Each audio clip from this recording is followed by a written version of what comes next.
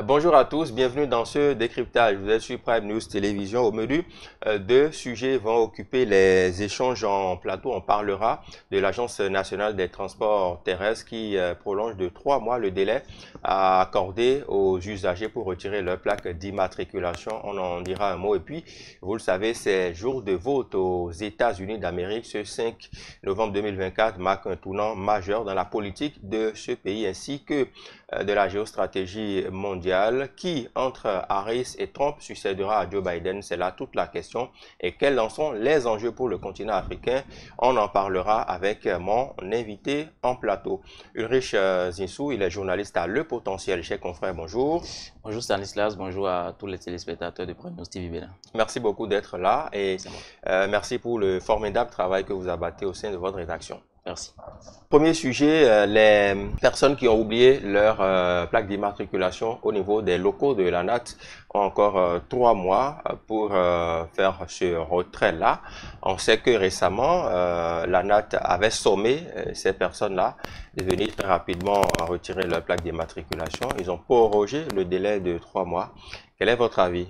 Oui, déjà, de manière générale, il faut le dire, Stanislas, quand on parle des plaques d'immatriculation, vous savez que c'est la moto d'abord est un enjeu majeur, mais l'autre également, il faut que les motos soient immatriculées. Oui. Désormais, maintenant, la dynamique qui consiste à permettre à tous les usagers, à tous les motocyclistes d'avoir les plaques d'immatriculation, c'est une dynamique d'abord qu'il faut saluer, parce qu'avec les cas d'insécurité, et nous sommes dans un pays qui se veut pays en voie de développement. Le Bénin, nous sommes dans un pays avec des gouvernants très ambitieux, avec un gouvernement qui travaille à permettre à tous les citoyens d'avoir quand même accès à tout ce qui est biens et services comme cela se doit. Et je trouve que la plaque d'immatriculation est un bien que tout motocycliste se doit de l'avoir. Et l'ANAT, qui est bras opérationnel du gouvernement, qui est une institution étatique qui quand même va commencer à faire ce travail-là, doit être salué dans ce sens et encouragé. Aujourd'hui, nous sommes à une étape où, justement, on a demandé à ceux-là qui n'ont pas pu retirer les plaques de passer et retirer. Il y a un délai de 3 mois désormais qui leur permet de venir le faire. Il faut dire que on ne peut que saluer cette initiative parce que, qu'on le veuille ou non, tout le monde n'était forcément pas prêt. Parce que pour retirer les plaques, il faut mettre de l'argent dans la poche. Et on sait comment ça se passe actuellement. Les gens vous parleront de cherté de la vie. Les gens vous parleront de la rentrée qui a démarré il y a juste quelques mois. Les gens vous parleront des cours qui ont démarré à l'université.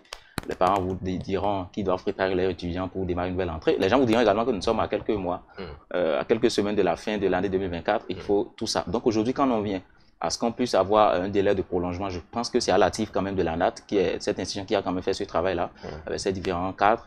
Mais aujourd'hui, c'est une occasion pour dire aux motocyclistes de vite s'apprêter pour pouvoir se mettre en règle. Parce que, attention, le communiqué plusieurs fois l'a dit, que les plaques qui ne seront pas retirées jusqu'à une certaine étape seront entièrement détruites. Tout à fait. C'est vrai que dans ce cadre, on sait que depuis plusieurs mois déjà, il y a des plaques qui sont là. Il y a même des plaques qui ont fait 1 à 2 années dans les locaux de l'ANAT. Est-ce que quelque part, il n'y a pas une négligence de certains usagers, puisque la répression avait été annoncée à un moment donné, ça avait été annulé, donc on estime que quand il n'y a pas une phase répressive à annoncer à grand renfort médiatique, bon, on peut laisser les plaques, puisque certains font preuve quand même de négligence, il faut le dire. Oui, justement, Stanislas, vous savez, nous sommes au Bénin et on sait comment ça se passe.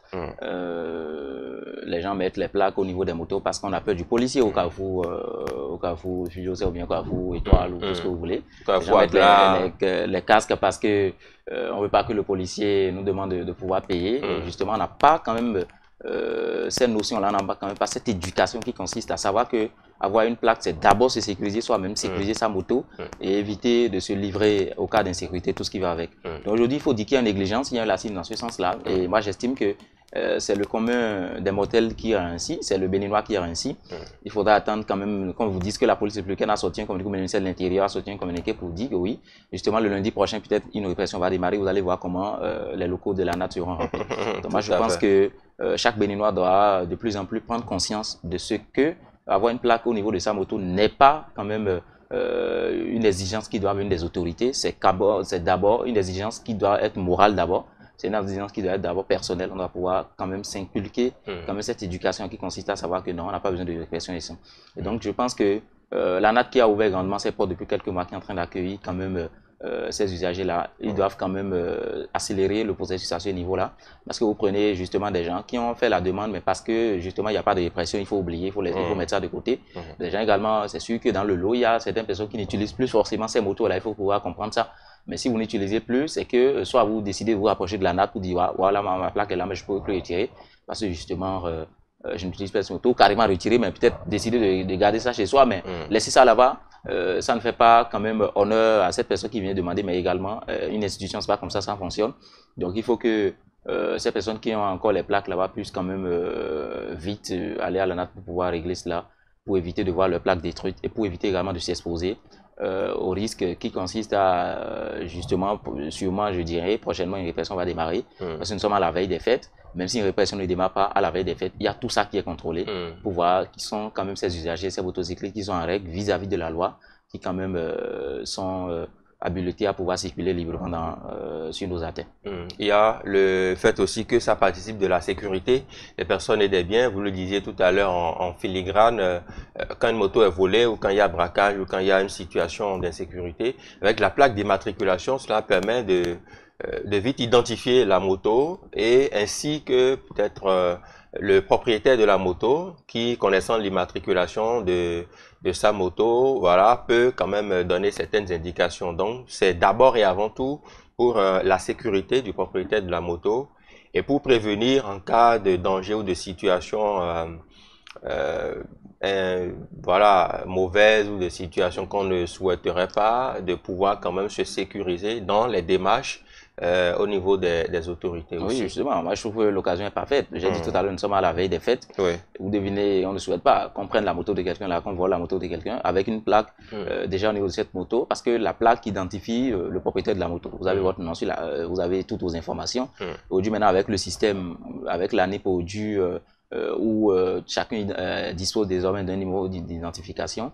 Vous avez vu, ça a commencé déjà avec les permis de conduire, où désormais maintenant c'est numérisé, où ce n'est plus où on délivre, c'est des documents qu'on délivre juste où ce n'est pas non. Justement, nous sommes dans la dynamique de la numérisation, nous sommes dans la dynamique de la digitalisation. Déjà dans ce sens, avec votre moto volée ou votre moto qui a disparu, justement, puisque vous avez fourni les documents qu'il faut lier à votre plaque et tout ce qui concerne vos coordonnées, on peut très facilement vous identifier, on peut très facilement identifier votre moto pour vous permettre de la voir. Si on décide que quand vous payez un véhicule, il y a forcément un numéro qui identifie le véhicule, pourquoi pas les motos? Ça, je pense que ce n'est pas trop demandé à nos concitoyens. Tout à fait. Je suis sûr qu'ils sont justement dans cette dynamique-là, ils vont pouvoir accélérer le processus pour le faire. Ils ont donc jusqu'au 31 janvier 2025 pour justement procéder au retrait des différentes plaques d'immatriculation.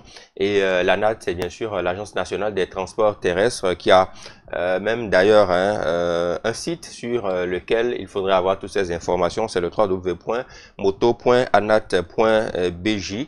La direction générale de l'ANAT a exhorté et continue d'exhorter tous les usagers concernés à se rapprocher de ces services pour toute assistance nécessaire. Voilà ce qu'on pouvait dire à propos, justement, si vous permettez, je pense que c'est l'occasion également de remercier l'ANAT pour tout le travail qui se fait, mais également parce que désormais, je crois que le site a été créé il y a quelques mois environ, ça n'existait pas.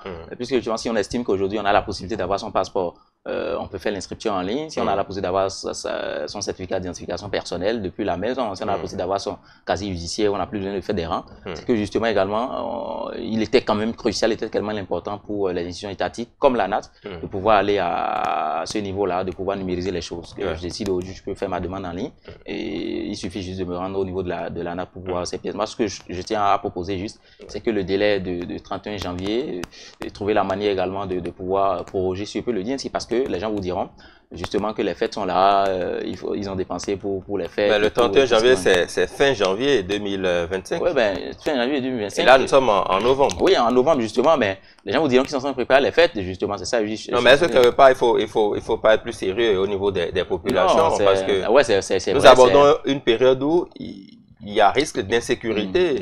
Et donc, s'ils se font voler leur moto, ils ne fêteront pas bien la fin de l'année. Donc, entre être sécurisé pendant les périodes de fête de fin d'année, décider d'aller fêter et décider d'aller fêter et perdre sa moto, le choix est vite fait. Ouais, le choix est vite fait. En tout cas, je suis sûr que nous avons des autorités qui sont à notre écoute. Il faut juste avoir le meilleur milieu pour permettre à tout le monde d'être au bon point. Tout à fait. Bien sûr, voilà ce qu'on pouvait dire par rapport à ce sujet. Direction les États-Unis d'Amérique.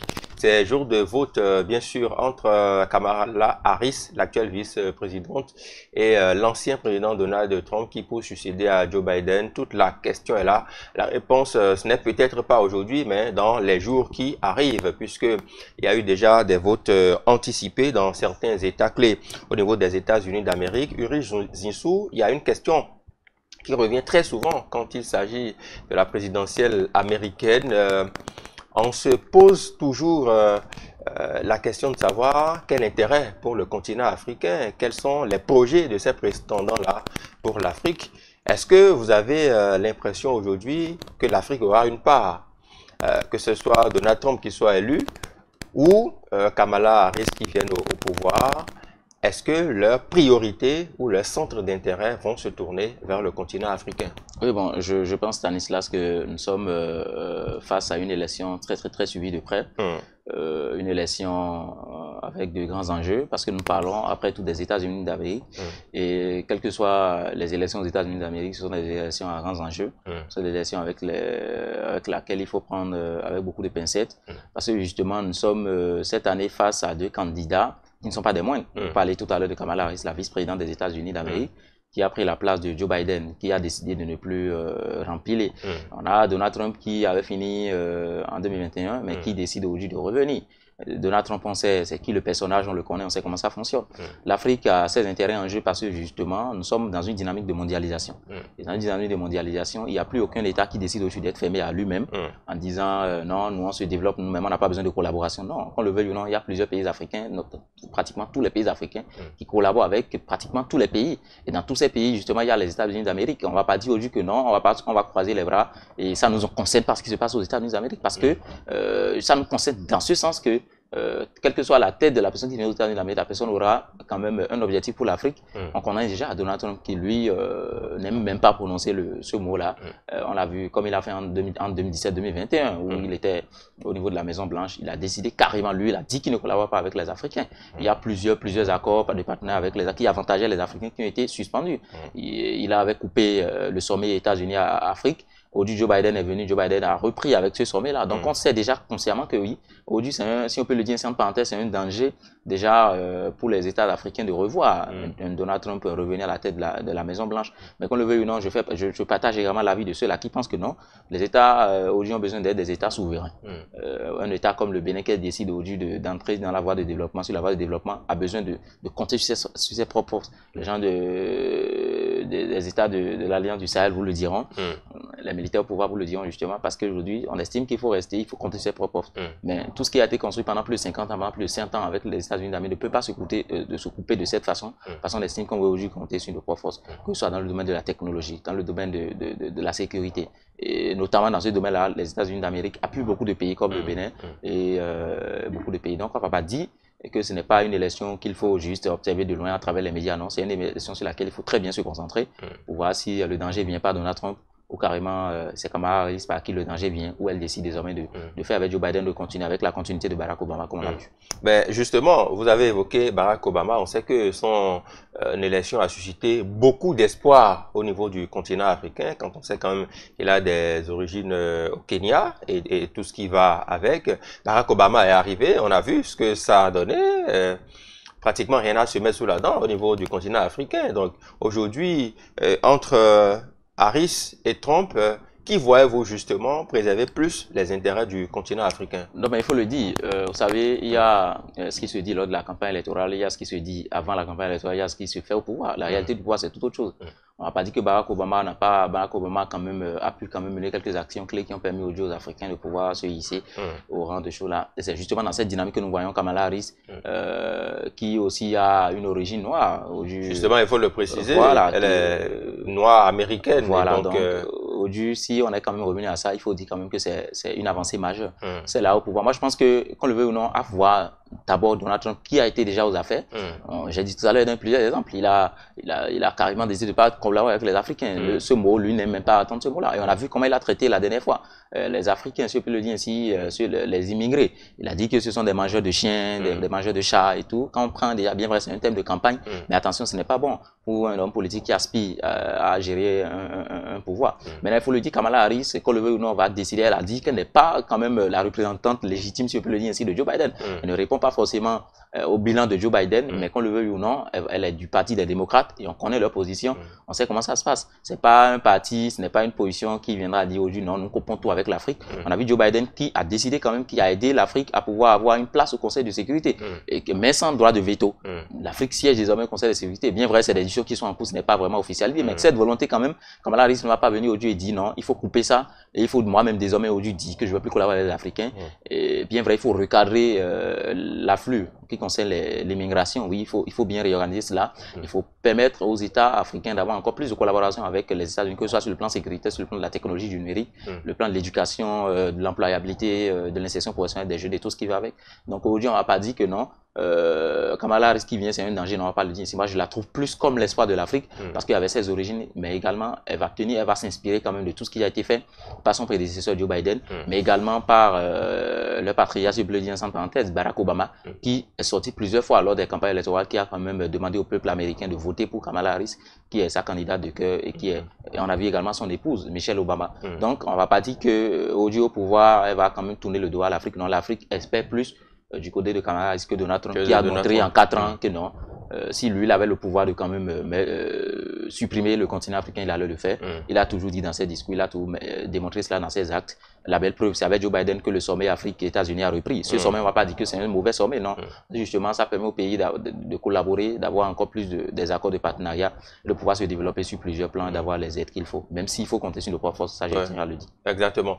Ulrich, il y a 2 questions directes que j'ai pour vous. La première, qu'est-ce que Donald Trump n'a pas fait pour les Américains en un mandat, et c'est maintenant qu'il voudrait revenir pour le faire? Non, mais vous savez, moi je l'ai observé un peu, j'ai constaté que c'est... Mais ce qu'il faut dire, c'est que Donald Trump a envie de montrer qu'il a une forte popularité, si on peut le dire ainsi, aux États-Unis. Il veut démontrer au Parti démocrate, à travers Joe Biden, que oui, lui il est parti, mais il continue d'avoir la force qu'il faut, le pouvoir qu'il faut. Ce qui s'est passé en 2021 avec les poursuites judiciaires, l'attaque du Capitole, c'est pourquoi actuellement, il faut le préciser, cette élection est ultra sécurisée.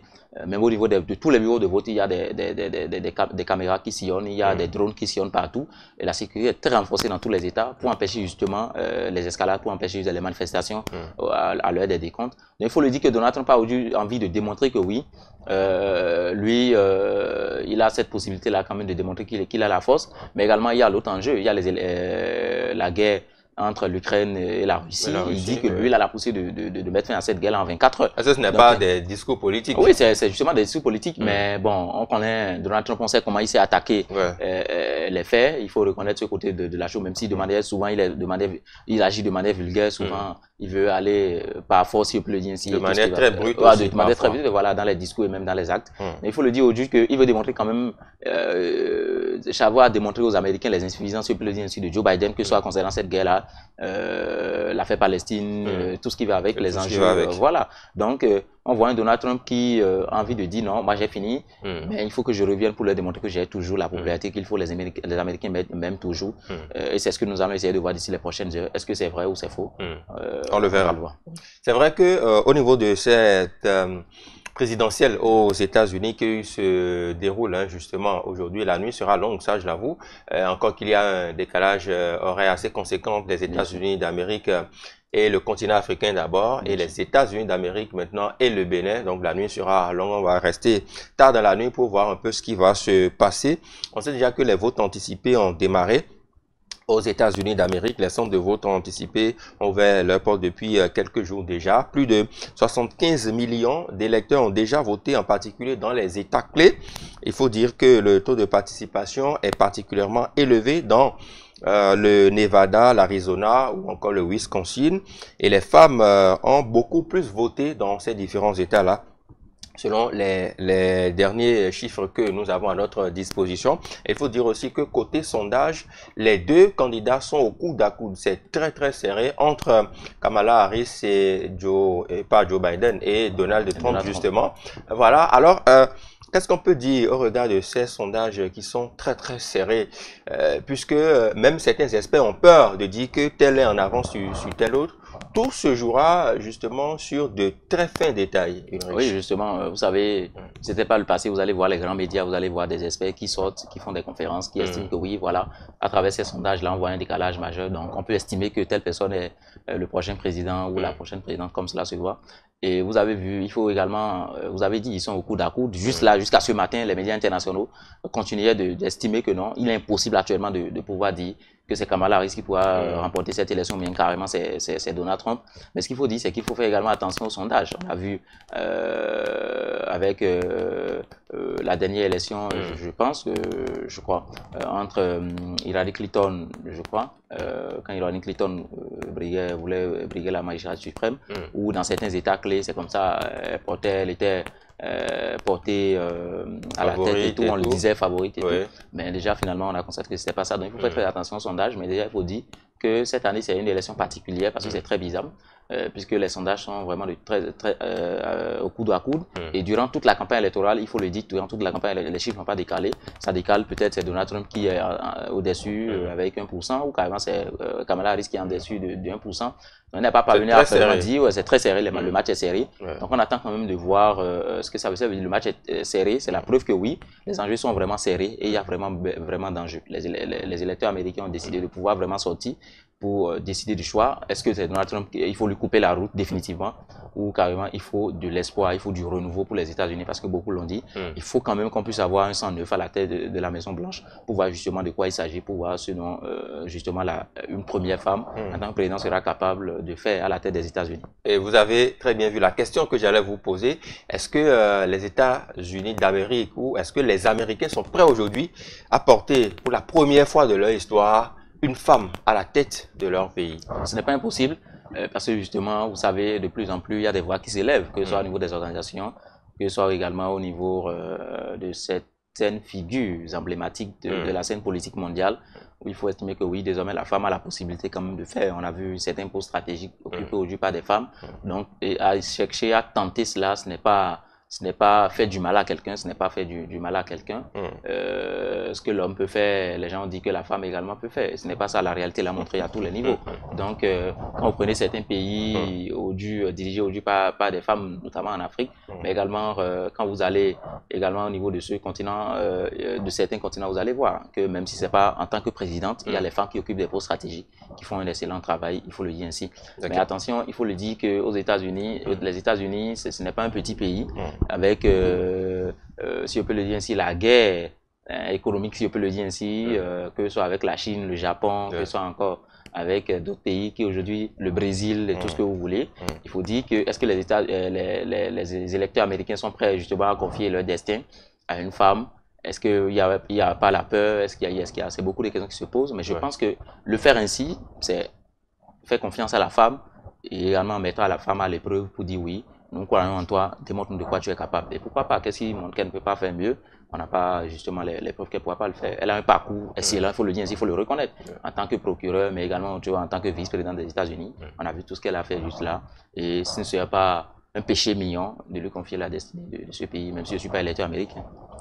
Merci beaucoup. On attendra de voir ce qui va se passer. Comment est-ce que les élections vont se dérouler? Je rappelle que ce sont des élections à grands enjeux justement pour les États-Unis d'Amérique, pour la géostratégie mondiale et que pour le continent africain. Ulrich Ginsu, merci beaucoup. Vous êtes journaliste à Le Potentiel. On suivra de près cette actualité au niveau des États-Unis d'Amérique et on verra si pour une première fois, Kamala Harris, femme, justement, sera portée à la tête de ce pays. Merci à toutes et à tous de nous avoir suivis. À demain.